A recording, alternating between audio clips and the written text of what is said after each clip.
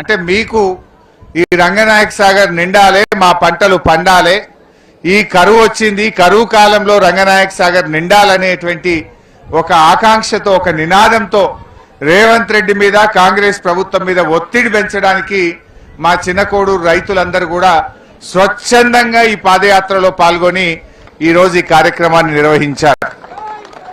నిజానికి 15 కిలోమీటర్ల ఈ పాదయాత్ర మీరంతా రైతు బిడ్డలు గనక సాయంత్రం దాకా నడుస్తారనుకున్నా కానీ మధ్యాహ్నంకే నడిచేసారు ఫుల్ స్పీడ్లో. కష్టం చేసే బిడ్డలు కనుక, రైతు బిడ్డలు కనుక 8 గంటలకు వెళ్ళిండ్రు, 3:00కల్లా ముట్టేసిండ్రు. సో ఏది ఏమైనా ఇవాళ రేవంత్ రెడ్డి కళ్ళు తెరవాల్సింది ఒక్కటే, ఈ యాత్ర బీఆర్ఎస్ పార్టీ పెట్టింది కాదు, ఈ యాత్ర అచ్చంగా మా చిన్నకోడూరు మండల రైతుల పాదయాత్ర. రేవంత్ రెడ్డి నువ్వు కళ్ళు తెరగకపోతే రేపు అన్ని మండలాలు కూడా గిట్లే బయలుతాయి. రైతుల యొక్క కోపాగ్నిలో, రైతుల యొక్క కోపంలో నువ్వు మాడి మస్సైపోతావు. ఇప్పటికైనా కళ్ళు తెరువు రేవంత్ రెడ్డి అని చెప్పి నేను డిమాండ్ చేస్తా ఉన్నా. నిజంగా చెప్పాలంటే ఈ కరువు కాలం తెచ్చిన కరువు కాదు, ఇది కాంగ్రెస్ తెచ్చిన కరువు, రేవంత్ రెడ్డి తెచ్చిన కరువు. ఆనాడు మన కేసీఆర్ ఒక మాట చెప్పిండు, ముఖాన్ని మొగులుగు పెట్టి చూడాల్సిన అవసరం లేదు, కప్పతల్లి ఆటాడు అవసరం లేదు, ఊళ్ళే మన గుళ్ళో బిందెలు తీసుకుపోయి నీళ్లు పోసి అమ్మవారిని ప్రార్థించే రోజులు అవసరం లేదు. ఇక కాళేశ్వరం కట్కొత్తాలే, రంగనాయక సాగర్ నిండాలే, మీ పొలాలన్నీ పారాలన్నది నాడు కేసీఆర్ చెప్పిండు. నిజంగా అట్లనే 6 ఏండ్లు బారించుకున్నాం. పోయిన 6 ఏండ్లు కరువేందో మనకు తెలియదు. పోయిన 6 ఏండ్లు మీరు ఫోన్ చేసుడు, కాలువ గేట్లెత్తుడు, మీ ఊర్లలో పొలాలకు నీళ్ళొచ్చుడు, మీ చెరువులు ఎండాకాలంలో అలుగులు దుంకినాయి, మత్తళ్ళు దుంకిన చెరువులు చూసుకున్నాం. బ్రహ్మాండంగా 2 పంటలు కూడా పండించుకొని బతికినాం. కానీ ఈరోజు రేవంత్ రెడ్డి ఒక పగతో, ప్రతీకారంతో కేసీఆర్ కాళేశ్వరం కట్టిండు, కేసీఆర్ కు మంచి పేరు వచ్చిందని చెప్పి ఇవాళ కాళేశ్వరం కట్టుకొత్తలేడు. ఏమన్నా అంటే ఏమంటాడు, కేసీఆర్ ను ఒకటే తిట్టిపోస్తా ఉన్నాడు. కేసీఆర్ ను తిట్టిపోస్తే నీళ్ళు వస్తాయా, ఎత్తిపోస్తే నీళ్ళు వస్తాయా? నువ్వు గోదావరిని ఎత్తిపోస్తే నీళ్ళు వస్తాయి రేవంత్ రెడ్డి, కేసీఆర్ ను తిట్టిపోస్తే నీళ్లు రావు. నువ్వు కేసీఆర్ ను తిడితే నీ మనసు ఆనందపడుతుందేమో, కానీ రైతుల మనసులు ఉసూరుమంటున్నాయి, రైతుల గుండెలు ఆగిపోతా ఉన్నాయి. తిట్టుడాపు, కట్క ఒత్తి మోటార్లలో నీళ్లు పోయించు రేవంత్ రెడ్డి అని చెప్పి మేము కోరుతా ఉన్నాం. ఇవాళ రేవంత్ రెడ్డి నీళ్లు ఒడిసిపెట్టవే అంటే కిందికి ఇడిచిపెడతా ఉన్నాడు. ఈయన కిందికి ఇడిచిపెట్టే ఆంధ్ర ఆయన చంద్రబాబు నాయుడు పట్టిసీమ మోటార్లు వస్తే ఆయన ఒడిసి పట్టుకుంటుండు, మనోడు ఇడిచిపెడుతుండు, చంద్రబాబు ఏమో ఒడిసిపడుతున్నాడు. మరి ఇలా మన ముఖ్యమంత్రి మన నీళ్లు ఎత్తుతాడా, కిందికి ఇడిచిపెట్టాడా? ఇడిచిపెట్టేటోడు మనోడు అవుతాడా? దయచేసి మీరు ఆలోచించండి. ఇవాళ రేవంత్ రెడ్డి 70 టీఎంసీల నీళ్లు మోటార్లు వత్తక కిందికి ఇడిచిపెట్టిండు. గా 70 టీఎంసీలు ఎత్తుతే ఈ పాటికి రంగనాయక సాగర్ నిండుగా ఉంటుండే. ఎట్లున్నది రంగనాయక సాగర్? అటు చూస్తే చిన్నపోయింది, మొత్తం గుండ్లు రాళ్ళు, మా చంద్రలాపూర్ తాళ్ళన్నీ మళ్ళీ తేలినాయి. ఒకప్పుడు నిండుగా ఉండే రంగనాయక సాగరు ఇవాళ చిన్నపోయింది. ఇవాళ రేవంత్ రెడ్డి గారిని మనం ఈ మీటింగ్ నుంచి ఒకటే డిమాండ్ చేస్తున్నాం, వెంటనే కాళేశ్వరం మోటార్లు వత్తాలే, మా రంగనాయక సాగర్, మల్లన్న సాగర్, కొండపోచమ్మ సాగర్ నీళ్లు నింపాలి. ఇవాళ రేవంత్ రెడ్డి వచ్చాక అంత కరువే, నీళ్ల కరువే, ఎరువుల కరువే, సంక్షేమ పథకాల కరువే, అభివృద్ధి పనుల కరువే, అంత కరువే వచ్చింది రేవంత్ రెడ్డి వచ్చినాక. మనకేమో కరువు వచ్చింది, కాంగ్రెస్ వాళ్ళు మాత్రం మంచిగా బలుస్తున్నారు, వాళ్ళు మాత్రం దొడ్డుగైతున్నారు. కరువు ప్రజలకు, కాంగ్రెస్ వాళ్ళకి మాత్రం మంచిగా దొడ్డుగైతున్నారు. ఇదే ఇవాళ మీరు తెచ్చింది. ఇవాళ ఒక్కటి గుర్తుపెట్టుకో రేవంత్ రెడ్డి, మా అనంతగిరి పోషమ్మ తల్లి చాలా పవర్ఫుల్. నువ్వు గిట్ట అనంతగిరి నీళ్ళు ఎత్తకపోతే ఆ పోచమ్మ తల్లి మైమగల్ల తల్లి, ఆ తల్లిని భర్తం బట్ట జాగ్రత్త రేవంత్ రెడ్డి అని హెచ్చరిస్తా ఉన్నా. మా రంగనాయక సాగర్ కు నీళ్లు ఎత్తకపోతే మా రంగనాయక స్వామి కూడా చాలా పవర్ఫుల్ స్వామి.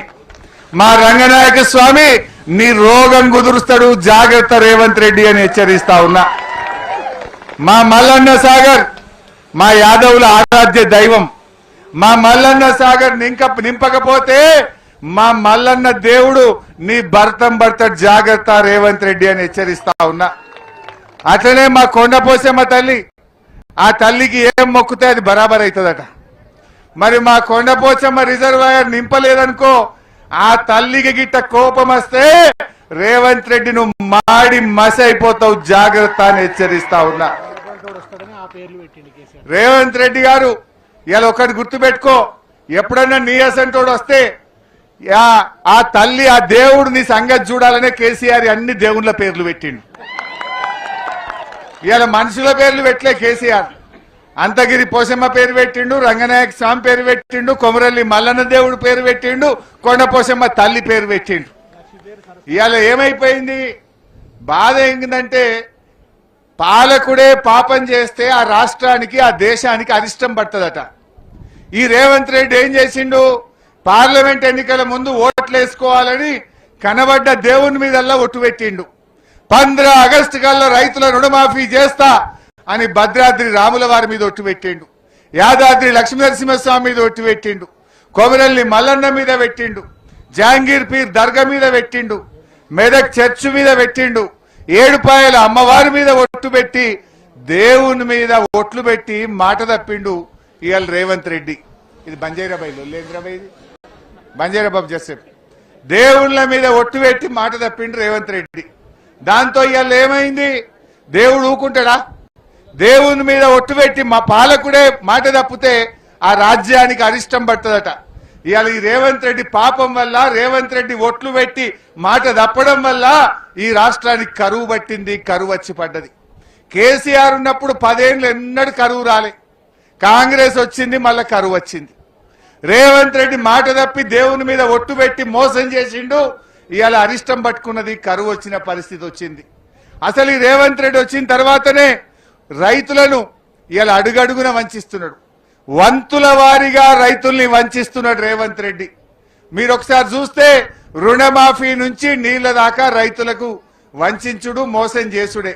రుణమాఫీ అయినా అదే అందరికీ జర కానువలు చేయెత్తురు చూద్దాం. ఇగో చూడు, 8 మందికి రుణమాఫీ కాలే. అసెంబ్లీలో ఏం చెప్పిండు? 35,000 కోట్ల రుణమాఫీ చేస్తా అని అసెంబ్లీలో చెప్పిండు. 18,000 కోట్లు చేసిండు, 18,000 కోట్లు ఎగబెట్టిండు. సగం మందికి రుణమాఫీ చేయలే. రైతు బంధు మొన్న మన సిద్దిపేటకే వచ్చిండు యాసంగిలా. 45 రోజుల్లో 9,000 కోట్లు యాసంగిలో మీ పైసలు ఎత్తా అన్నాడు. మొన్న యాసంగి రైతు బంధు పడ్డది అందరికీ, ఎగబెట్టిండు. 2 ఎకరాలకు వేసిండు, ఎగబెట్టిండు. అంతకుముందు ఒకటి మొత్తానికే ఎగబెట్టిండు, ఒకటి 3 ఎకరాలు వేసి ఎగబెట్టిండు. 3 పంటలకు 19,000 కోట్ల రూపాయలు రైతు బంధు ఎగ్గొట్టిండు రేవంత్ రెడ్డి. ఎరువులకు కూడా కరువు వచ్చింది. కేసీఆర్ ఉండగా ఎప్పుడైనా ఎరువులకు ఇబ్బంది అయిందా? మన ఊళ్ళో పెదకోడూరులో ఆటో డ్రైవర్కి చెప్తే ఇంటికాడ వేసిపోయింది సంచులు. పెదకోడూరులో ఏ ఊర్లో చెప్పినా మా ఆటో డ్రైవర్కి చెప్తే బాయికాడ 3 సంచులు వేసిపోయిండు. ఇవాళ కాంగ్రెస్ వచ్చినాక ఎరువులు దొరుకుతలేవు, ఎరువుల ధరలు కూడా అడ్డగోలు పెంచిండ్రు. డిఏపి బస్తాలు కూడా దొరుకుతలేవు, 400, 500 సంచికి పెంచిండ్రు. యూరియా పెరిగింది, కాంప్లెక్స్ పెరిగింది, డిఏపి పెరిగింది, అన్ని రకాల ఎరువుల ధరలు పెంచిండ్రు. దానికో యాప్ పెట్టిర్రు. యాప్ ఇప్పుడు దుకాణంలో ఉంటే దొరుకుతాయి, దుకాణంలో లేకపోతే యాప్ ఎందుకు, గీప్ ఎందుకు? ఇదంతా కూడా షాపులో లేనప్పుడు యాప్తో ఏం పని, యాప్తోనేం లాభం? ఈ యాప్లు పెట్టి రైతుల ఉసురు పోసుకుంటున్నారు. అంటే రుణమాఫీ మోసం, రైతు బంధు మోసం, ఎరువుల పేరు మీద దగ. మొన్న యాసంగిల వడ్లు అమ్ముకుంటే మా రైతుల కళ్ళల్లో నీళ్ళు వచ్చినాయి. ఒక్కొక్కలకు నెల రోజులు 2 నెలలు పడిగాపులు కాసిన మార్కెట్లల్లో. ఎవరిని చూడు తరుగు పెట్టుడే. 3 కిలోలు, 4 కిలోలు, 5 కిలోలు తరుగు పెట్టినరా లేదా? క్వింటల్కు 4-5 కిలోలు తరుగు పెట్టిండు. ఇక రేవంత్ రెడ్డి ఏమో అసెంబ్లీలో డైలాగులు కొడతాడు. ఎవడన్నా తరుగు తీస్తే తోలు తీస్తా అంటాడు. ఏముందన్న తీసిండు ఆ తోలు? ఎవరిని తోలు తీయాలి కానీ ఈడు మాత్రం తోలు బొమ్మ అయిపోయింది. దళారుల చేతుల్లో, రైస్ మిల్లర్ల చేతుల్లో రేవంత్ రెడ్డి తోలు బొమ్మ అయిపోయిండు. ఇవాళ ఒక్కొక్క క్వింటల్కు 4 కిలోలు, 5 కిలోలు తరుగు తీస్తే రైతులకు బాగా నష్టం వచ్చింది. రైస్ మిల్లులు దించుకోలే, రోజుల తరబడి ఇవాళ వడ్లు అమ్ముకోవడానికి కూడా రైతులు ఎన్నో బాధలు పడ్డ పరిస్థితి కూడా మనం చూసాం. అదే విధంగా రైతు బీమా, కేసీఆర్ ఎంతో మంచిగా రైతు బీమా పెట్టిండు. అదృష్టం బాగాలేక ఎవరైనా చనిపోతే కొండంత ధీమా ఉండే రైతు బీమా 10 రోజుల్లో 5 లక్షలు వస్తుండే. ఇవాళ రేవంత్ రెడ్డి వచ్చినాక ఆ రైతు బీమాను కూడా ఇవాళ ఆపేసినటువంటి పరిస్థితి. ఇక నిన్న ఇవాళ కరెంటు కూడా ఆగమైపోయింది. వస్తుందా కరెంటు? మున్పటి లెక్క కరెంటు వస్తున్నదా? కేసీఆర్ ఉంటే 24 గంటల కరెంటు, ఇవాళ 10 గంటల కరెంటు కూడా వస్తలేదు.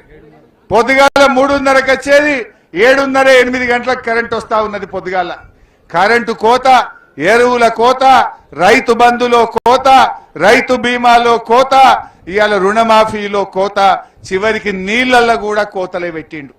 అంటే రేవంత్ రెడ్డి వచ్చినాక అన్ని రకాల కూడా ఇవాళ రైతులను ఇబ్బంది పెడుతున్నటువంటి మాట మనం చూస్తా ఉన్నాం. ఇవాళ కాంగ్రెస్ పార్టీ ఇవాళ రైతుల విషయంలో మోసం చేసింది. నిజంగా మొన్న రిటైర్డ్ ఇంజనీర్లు, సరే నేను చెప్తే రాజకీయం అనుకో, గా రిటైర్డ్ ఇంజనీర్లకు ఏం రాజకీయం ఉంటుంది? 80 ఏళ్ల ముసలోళ్ళు, 75 ఏళ్ళు 80 ఏళ్ల ముసలోళ్ళు ఇంజనీర్లు, అరే కట్కొత్తవా రేవంత్ రెడ్డి, ఈ కరువు కాలంలో కట్కొత్తకపోతే ప్రజలు ఆగమైతారు, తాగడానికి కూడా నీళ్లుండయి అంటే నాకు చెప్తారా మీరు? మిమ్మల్ని జైల్లో పెట్ట బిడ్డ అంటాడు, మిమ్మల్ని బెల్ట్తో కొడతా అంటాడు రిటైర్డ్ ఇంజనీర్లను. నువ్వు ముఖ్యమంత్రివా ఏమన్నా హిట్లర్వా? హిట్లర్కు నీకేం తేడా లేదు. హిట్లర్ కూడా గిట్లనే ఆయన మీద తిరగబడితే కాల్చి చంపిండు, జైళ్లలో పెట్టిండు. ఇవాళ రేవంత్ రెడ్డి మరో హిట్లర్ లాగా తయారైండు. కట్కొత్తవయ్యా అంటే నీ కంట మొత్తుతా అంటాడు, కట్కొత్తవయ్యా అంటే జైల్లో పెడతా అంటాడు. ఇదా రేవంత్ రెడ్డి గారు చేయాల్సిన పని? ఇప్పటికైనా గుర్తు తెచ్చుకో, ఎవరు కూడా పదవి శాశ్వతం కాదు.